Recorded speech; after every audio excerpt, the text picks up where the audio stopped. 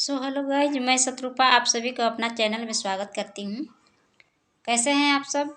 आशा करते हैं कि आप सब कुशलपूर्वक से ही होंगे, स्वस्थ होंगे, मस्त होंगे। आप लोगों की दुआ से मैं भी स्वस्थ हूँ, ठीक हूँ, बढ़िया बढ़िया हूँ। और दोस्तों, आज मैं आपको JCLPS का एक बुक्स है जो ग्राम संगठन का है, मासिक प्रतिवेदन। बहुत सारे VOA ऐसा हैं जो मासिक प्रतिवेदन नहीं बना पाते हैं। पिछले वीडियो में मैंने SHG का मासिक प्रतिवेदन काटने के लिए बताई हूँ। अगर नहीं देखे होंगे तो जाकर देख सकते हैं।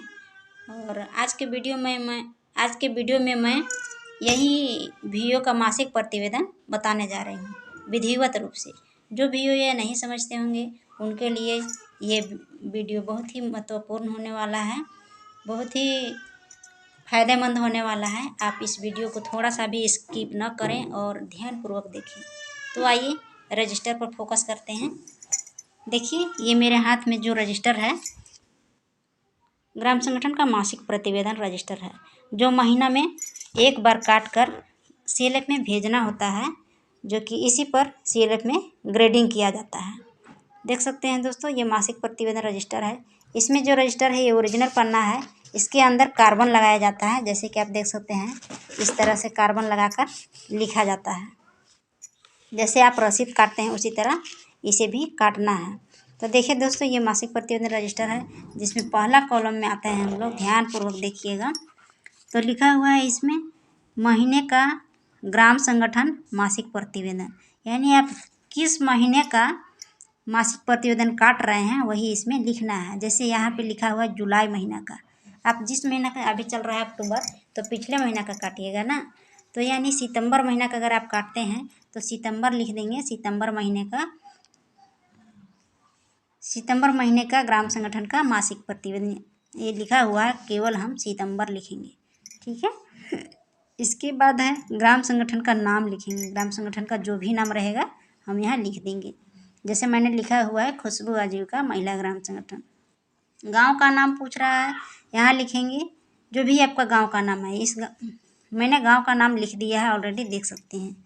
इसके बाद है पहला नंबर में आते हैं, जूम करके दिखा रही हूँ। पहला नंबर में लिखा हुआ है ग्राम संगठन का गठन तिथि, यानी ग्राम संगठन आपको किस डेट में बना हुआ था। पहला डेट लिखेंगे जो आपको पहली बार मीटिंग हुआ ग्राम संगठन का गठन दिनांक लिखना है यहाँ पे। ठीक है। इसके बाद है दूसरा नंबर में है गांव में समूहों की संख्या, यानी गांव में टोटल समूह की संख्या कितना है, 10 है, 12 है, 20 है, जो भी रहेगा लिख देंगे हम। इसके बाद है सदस्यों की संख्या, यानी मान लीजिए 12 समूह है टोटल गांव में, तो 12 समूह में 12 मेंबर हर एक समूह में हैं, तो 12 है 44, यानी 144 मेंबर हम लिखे हैं। उसी के अनुसार आप लोग काउंटिंग करके लिख सकते हैं टोटल मेंबर का, यानी कि 20 समूह है तो 20 समूह में टोटल मेंबर कितना हुआ जोड़ करके यहाँ पे लिखना है। ठीक है दोस्तों। इसके बाद है तीसरा नंबर में आते हैं। तीसरा नंबर में है ग्राम संगठन में शामिल हुए समूहों की संख्या। मान लीजिए 20 समूह है आपके गांव में, तो ग्राम संगठन में कितना समूह जुड़ चुका है। 20 समूह में मान लीजिए 10 समूह ही जुड़ा है तो 10 लिखेंगे, 15 समूह जुड़ा है तो 15 लिखेंगे। देख सकते हैं दोस्तों, इस गांव में टोटल 12 समूह है, 12 समूह में 8 समूह जुड़ चुका है, तो मैंने 8 समूह लिख दिया है। इसके बाद है सदस्यों की संख्या। 8 समूह में सदस्यों कितना सदस्य हुए, तो 12 अगर हर एक समूह में है तो 12 8 20 से, यानी मैंने 120 सदस्य लिख दिया है। इसी के अनुसार आप भी अपना काउंटिंग करके लिख लीजिएगा। फिर है चौथा नंबर में आते हैं,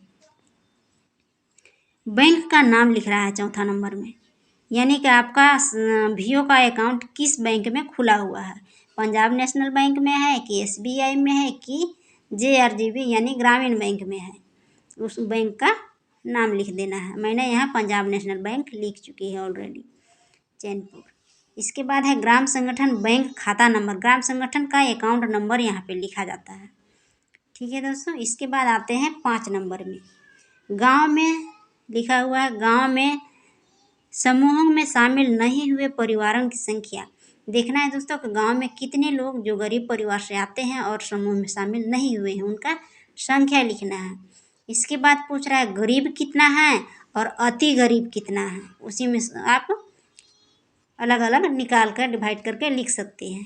फिर है दोस्तों छठा नंबर में आते हैं।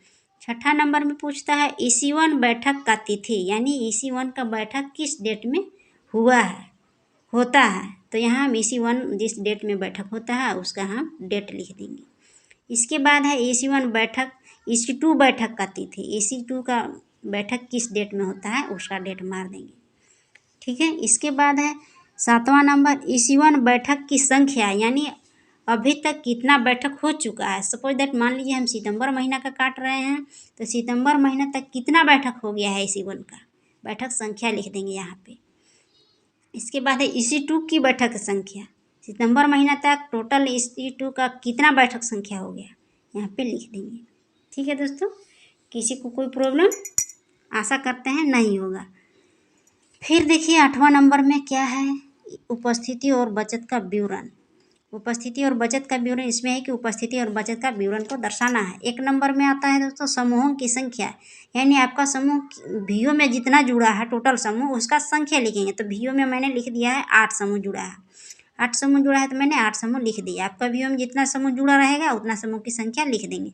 इसके बाद है कि मान लीजिए सितंबर महीना में 8 समूह जुड़ा है, अगर अक्टूबर में भी अगर 2 समूह जुड़ गया तो मैंने यहाँ इस माह में लिखा हुआ है, तो ये इसको हम लिख देंगे इस माह में 2 समूह जुड़ा, अगर नहीं जुड़ा रहेगा तो डैश रहेगा। ठीक है। अगर 2 समूह जुड़ गया तो यहाँ लिखता है कुल। ठीक है। तो यहाँ क्या करेंगे 8 और 2 को जोड़ के यहाँ 10 लिख देंगे, लेकिन यहाँ नहीं जुड़ा है तो ज्यों का त्यों लिख दिए हैं। ठीक है दोस्तों। इसके बाद है नीचे में है EC2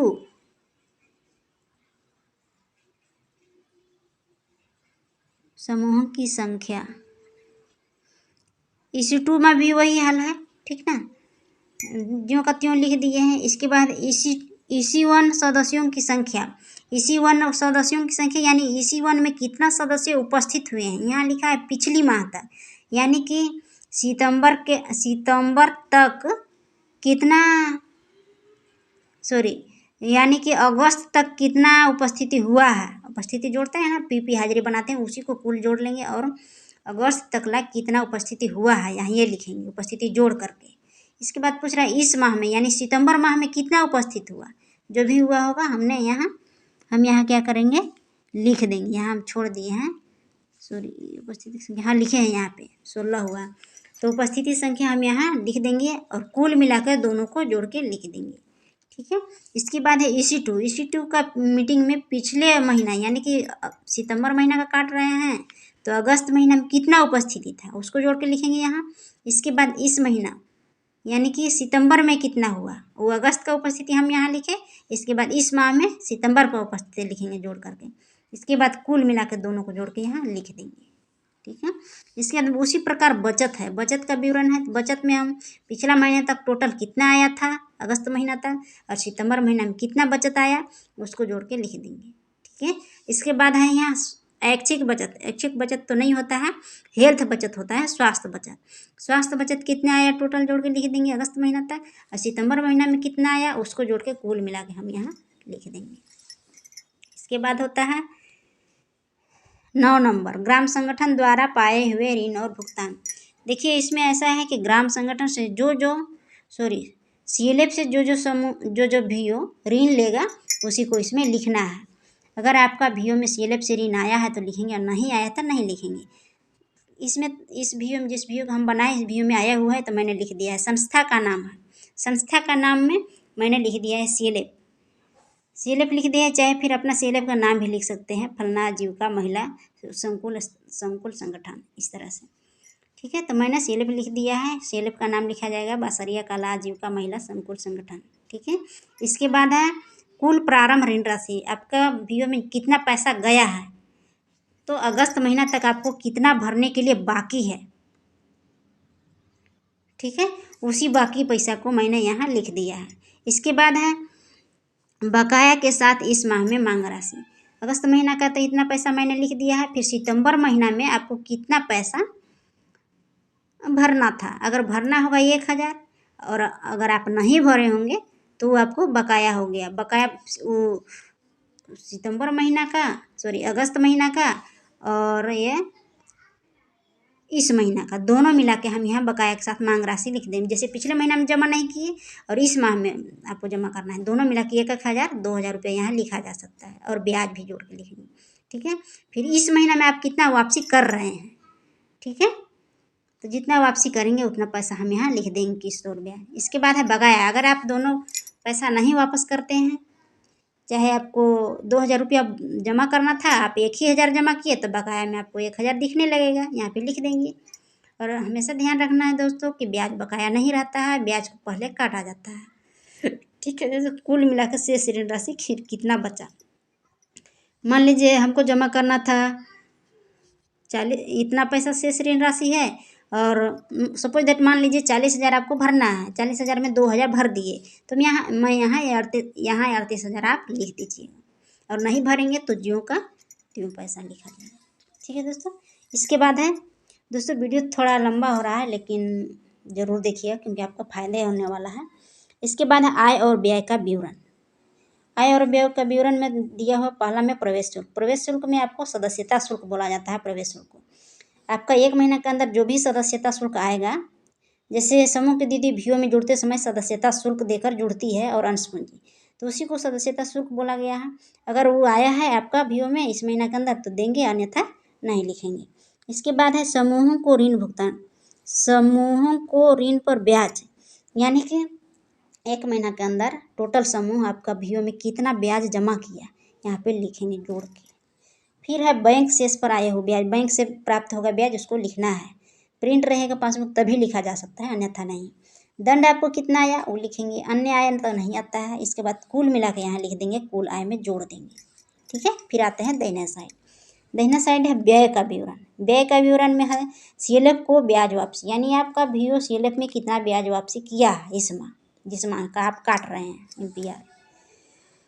इसके बाद दूसरा नंबर में ग्राम संगठन सहायिका का मानदेय, मतलब कि भीओ ये इस महीना में मानदेय कितना लिए हैं, नहीं लिए हैं तो देश रहेगा, ले रहेंगे तो लिखेंगे पैसा।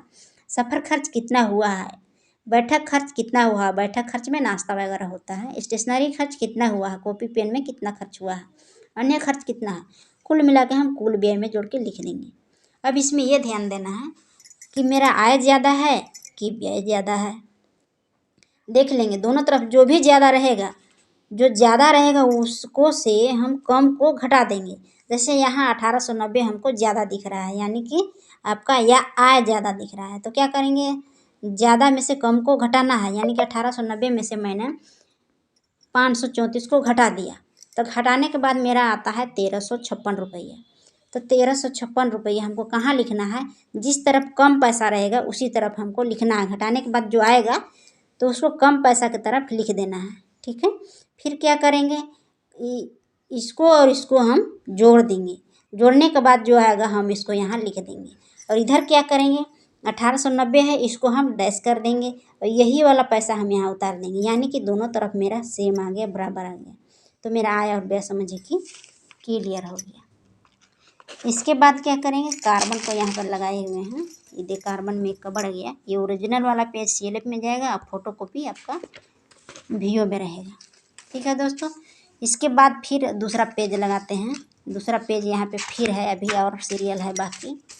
कार्बन इस तरह से लगा देंगे, और यहाँ पे देखिए 11 नंबर देखिए, 11 नंबर में है महीने के अंत में बैंक में शेष राशि।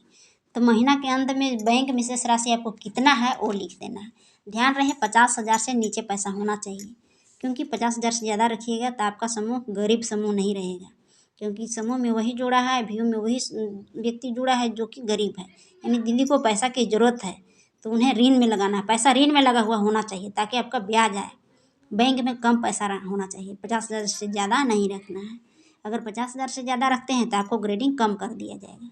ठीक है, तो ग्रेडिंग ज़्यादा अच्छा रहे इसीलिए आपको पैसा ज़्यादा बैंक में नहीं रखना है, ऋण में लगा देना है।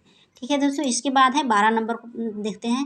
महीने के अंत में शेष ऋण राशि आपका हाथ में कितना है, यानी बक्सा में कितना है। तो यह भी ध्यान रखना है कि बक्सा में ही पैसा 5,000 से नीचे ही रखना है। अगर ज़्यादा रखते हैं तो 0 नंबर मिलेगा, कम रखते हैं तो आपको अंक अच्छा मिलेगा। ठीक है दोस्तों, फिर 13 नंबर में देखते हैं ग्राम संगठन द्वारा किए गए प्रशिक्षण का। ग्राम संगठन द्वारा अगर प्रशिक्षण करवाते हैं तो लिखेंगे, नहीं करवाइएगा इस माह में, जिस महीना में तो नहीं लिखना है। जैसे मान लीजिए कि सक्रिय महिला काम होता है, मोड सभी सदस्यों को ट्रेनिंग देना। मॉडल 1, मॉडल 2, मॉडल 3 का ट्रेनिंग होता है। तो अगर वह ट्रेनिंग देती है तो यहाँ लिख देंगे मॉडल 3, मॉडल 1 ट्रेनिंग, ठीक है, प्रशिक्षण का विवरण में। इसके बाद लिख देंगे उपस्थित हुआ समूह, कितना समूह भाग लिया, उपस्थित कितना हुआ। इसके बाद उपस्थित हुआ सदस्य, उसमें कितना सदस्य भाग लिए ट्रेनिंग में। प्रशिक्षण का दिवस, मतलब कितना दिन का ट्रेनिंग चला। इसके बाद है प्रशिक्षण के लिए आया हुआ कुल निधि, प्रशिक्षण के लिए बाहर से बजट आया था कि नहीं आया था। अगर आया होगा तो हाँ पैसा लिख देंगे, नहीं आया होगा तो नहीं। इसके बाद है प्रशिक्षण में खर्च हुआ, प्रशिक्षण में कितना पैसा खर्च हुआ, नाश्ता पानी में जो भी खर्च होता है उस पैसा को लिखना है, ठीक है। इसके बाद आइए 14 नंबर में। 14 नंबर में देखिए सूक्ष्म ऋण योजना मंजूरी का विवरण, यानी कि आपका ग्राम संगठन से इस महीना में कितना समूह को ऋण दिया गया है, इसका विवरण लिखना है। तो लिखिए, मान लीजिए सपोज दैट, उदाहरण के लिए 2 समूह को ऋण दिए हैं आप इस महीना में, तो लिखेंगे क्रम संख्या 1 और 2 लिख देंगे। इसके बाद लिखेंगे समूह का नाम, मान लीजिए ज्योति समूह है तो ज्योति समूह, कमल समूह है तो कमल समूह लिख दिए। इसके बाद कमल ज्योति में कितना सदस्य हैं, सदस्यों की संख्या पूछ रहा है तो 12 हैं तो 12, और दूसरा का समूह में कितना सदस्य हैं वो लिख देंगे। इसके बाद कुल ऋण, कितना ऋण का उन लोगों को ज़रूरत है वो लिख देंगे। इसके बाद प्राथमिकता के अनुसार दिए, प्राथमिकता के अनुसार सदस्यों की संख्या, जो सदस्यों को ज़्यादा ज़रूरत होगा पैसों की उसकी संख्या लिख देंगे, और उसका फिर पैसा लिख देंगे कितना है। फिर है मंजूर किए गए ऋण राशि, मतलब दोनों समूह को कितना कितना पैसा दे रहे हैं, 50,000 एक समूह को 40,000, जो भी दे रहे हैं यहाँ मंजूरी किए होंगे वो पैसा लिख देंगे। फिर है मंजूर किया गया संस्था का नाम, कौन संस्था आपको मंजूर दे रहा है, यानी आपको ग्राम संगठन दे रहा है तो यहाँ लिख देंगे ग्राम संगठन का फलना जी का महिला ग्राम संगठन, क्योंकि ग्राम संगठन भी एक छोटी सी संस्था है, इसलिए भी एक संस्था के तौर पर देखा जाता है, ठीक है दोस्तों। फिर आते हैं 15 नंबर में। 15 नंबर में है VO के माध्यम से किए गए सामाजिक कार्य। VO के माध्यम से किए गए सामाजिक कार्य का मतलब होता है कि आप कोई भी सामाजिक कार्य ग्राम संगठन के अंतर्गत होनी चाहिए। जैसे मैंने यहाँ लिखा है आज के बैठक में चर्चा किया गया, महिला हिंसा पर जमकर रैली निकाला गया। तो इसी प्रकार आप भी एक लिख सकते हैं कि आज के बैठक में, जैसे पिछले महीना अभी पोषण पखवाड़ा चल रहा था, पोषण दिवस मनाया जा रहा था, तो लिख सकते हैं आज के बैठक में सभी दीदी लोग पोषण दिवस के रूप में जागरूक करने के लिए रैली निकाली। या तो फिर लिख सकते हैं आज का बैठक में सभी दीदी लोग पोषण दिवस के रूप में रंगोली बनाकर दीदी लोग को हरा भरा साग सब्जी खाने के लिए प्रेरित की। इस तरह से पोषण दिवस मनाया गया, इस प्रकार से सजा के लिख सकते हैं। इसके बाद आता है 16 नंबर में, इस महीने में चर्चा की गई सरकारी योजना। सरकारी योजना पर तो निश्चित तौर पर चर्चा करना ही करना है, ये सबसे बड़ा बेस्ट है। तो इसमें क्या होगा कि जैसे आज के विषय में जो भी आज का बैठक में यह चर्चा किया गया कि हमारे गांव में सड़क की समस्या है, हम सभी महिला लोग उस निर्णय लिए कि हम लोग एक आवेदन लगाएंगे मुखिया जी के पास और एक नया सड़क का मांग करेंगे। इस तरह से नया नया सजा के अच्छा पॉइंट लिख देना है, क्योंकि अगर यह नहीं लिखते हैं खाली रहता है तो मेरा ग्रेडिंग कम हो जाएगा, इसको लिखना बहुत ज़रूरी है। फिर है यहाँ ग्राम संगठन सहायिका का हस्ताक्षर, यानी VO ये यहाँ ऊपर में साइन करेगी। फिर यहाँ पे है अध्यक्ष सचिव कोषाध्यक्ष साइन करेंगे और नीचे बीच में मोहर मार दिया जाता है, ठीक है।